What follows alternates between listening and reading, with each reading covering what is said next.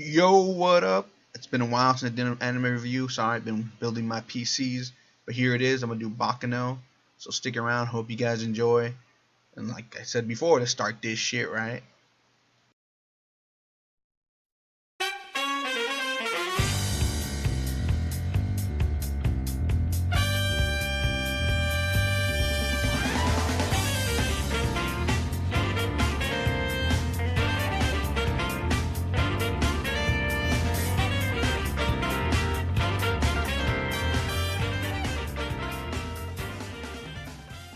So Baccano, best description I could give you, it's a combination of a Martin Scorsese film with Quentin Tarantino. If you guys watch any of those films, it's basically tells a story of different characters and not in the right timelines. You jump back from 1930 to 31 to 32, sometimes to 1711. By that I mean, of course, this anime has immortals in it. They became immortal in 1711 by a demon or a possible alchemist. It's not really clear. An older person. I'll explain all that later in the character thing.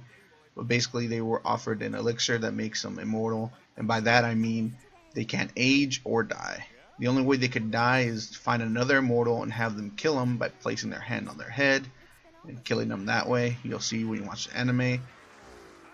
They can also transfer memories that way, and like I said, they can't get killed or age. So that's basically the big thing about this film, because some of these characters are immortal, some are half immortal, and some are there's a human and then human created homunculus. If you don't know what a homunculus is, don't worry. I'll go over that when I go through the characters, because there are some in the show. Like I said, mostly takes place between 1929 into 1932, telling these stories, intertwining character stories that come together, which is pretty interesting. I always like shit like that, films. Big ass fan of Martin Scorsese and Quentin Tarantino films, because they do that.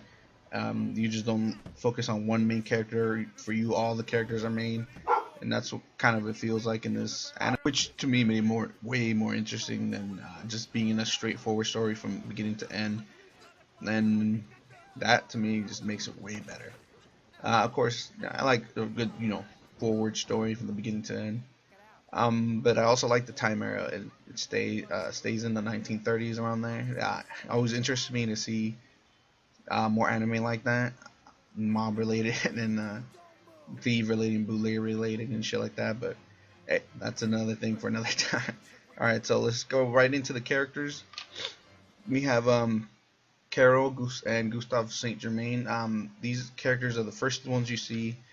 I did not know who they were, and eventually you learn he's the vice president and she's the assistant for the daily days. They're discussing these characters in these events. Apparently, they're entrusted to look after some of the immortals and keep tabs on them and information. They're basically information brokers, and they're telling you these stories that happen.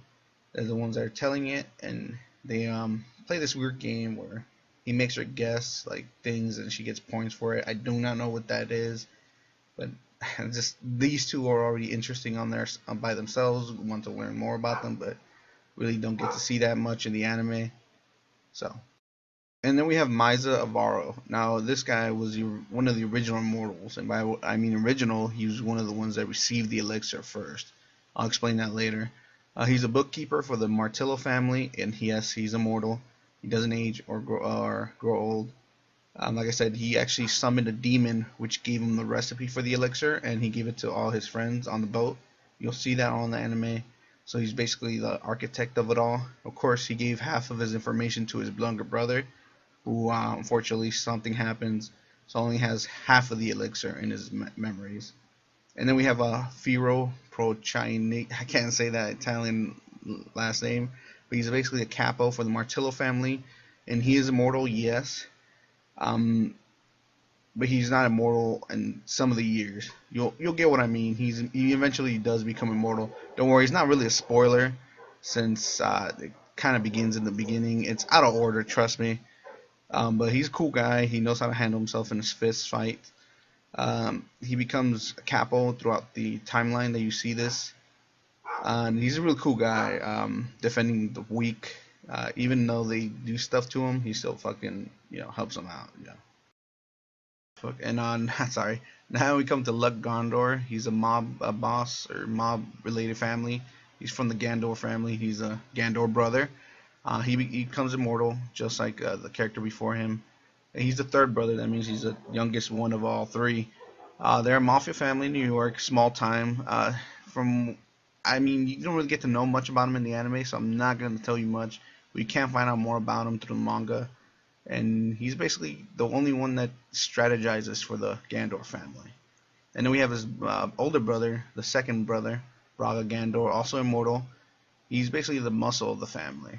He's not as smart as other two brothers. Actually, it's stated that if he was smart, he would be the best crime boss in all of New York. He acts as, like I said, the bodyguard of the two brothers, making sure they get their money collected and dispose of anyone who gets in their way. And then we have Keith Gondor. Now, Gandor, my bad.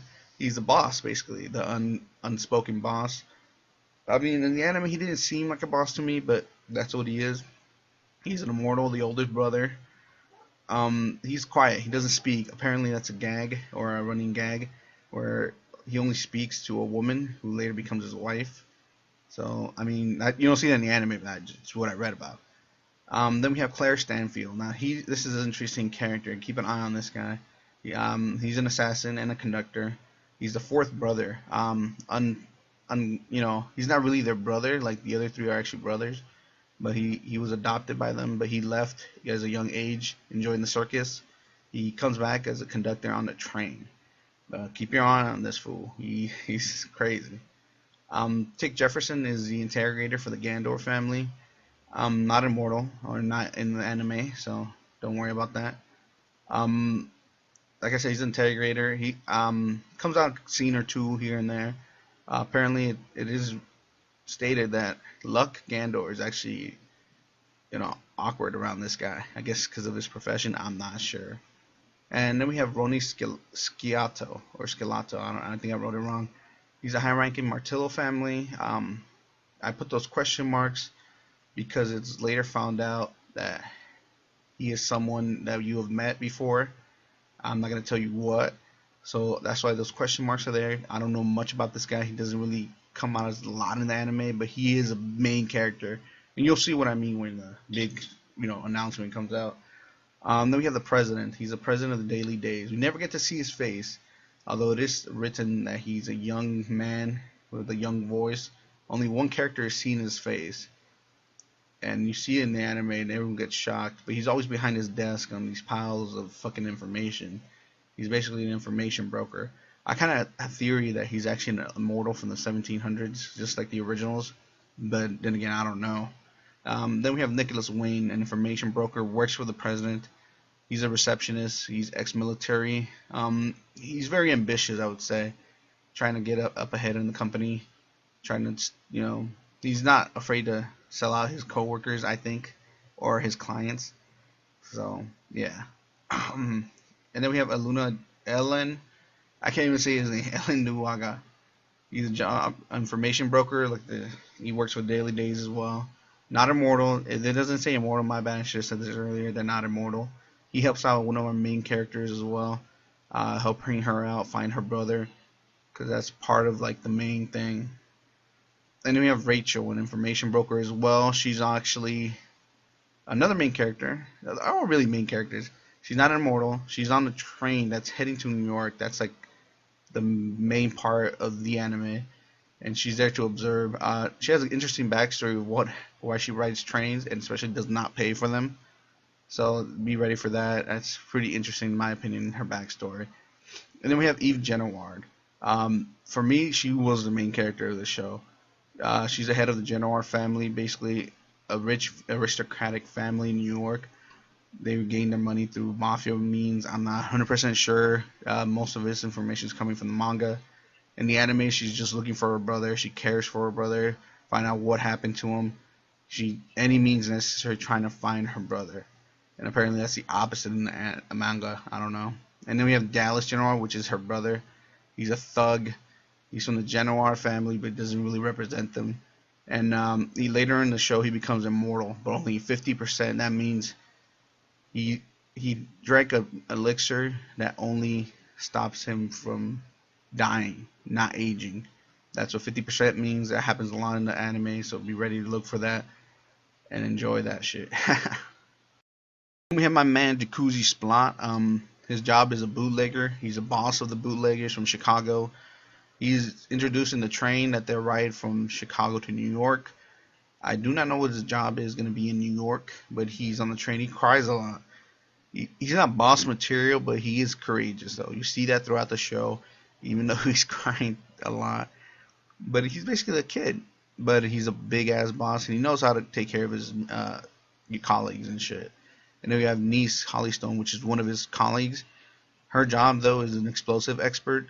She received all those wounds and scars and lost her eye in an incident when she was smaller, trying to rig up an explosion. And Jacuzzi has that tattoo on his face, so she doesn't feel embarrassed about her scars. So they're both marked. They're, of course, lovers, but they have never kissed until on the train. You'll see what I mean when they explain all that shit. Then you have Shane Lafarad. She is an assassin bodyguard and a homunculi. Remember I told you what a homunculi? Well, that means they're created human beings. Clones in a way, kind of weird. I don't know if she's immortal. Either she is or she's not, because there's another homunculi that is. Never explained, but she does age. I know that. So either she can't die, I don't know, but she is scared. I don't know. It's confusing as fuck. Her father's an immortal, an original immortal. And then we have Lad Russo, of the Russo family. He's a killer. He's a psychopath in a sense. Sometimes it's justified why he does it. So other times he just does it to do it. The best description of him would be he likes killing people that don't see it coming. If you see it coming and you accept it, I don't think he'll kill you in that way. But if you don't see it coming or afraid of it, he'll gladly kill you. And he seems to have a very psychotic mind behind all this. They don't ever tell you his past, so we don't know really. Then we have Luke Klein, his fiance. We don't get to see much about her in this show, but it is hinted that he wants to kill her as soon as he kills everyone else in the world. So that's interesting, and she sticks around. I guess she likes that. It also stated that she's very beautiful, but has that kind of like her life has left her body in a sense. I don't know, but I guess you could see it in the way she's drawn. Then we have Graham Spector. You don't see him till the end of the show. He's a mechanic. He actually worked for Lad. Not at first. Apparently they brawled each other. He's incredibly strong. Break the entire ground with just that wrench, and is almost just as psychotic as Lad, but a little bit more controlled, I believe.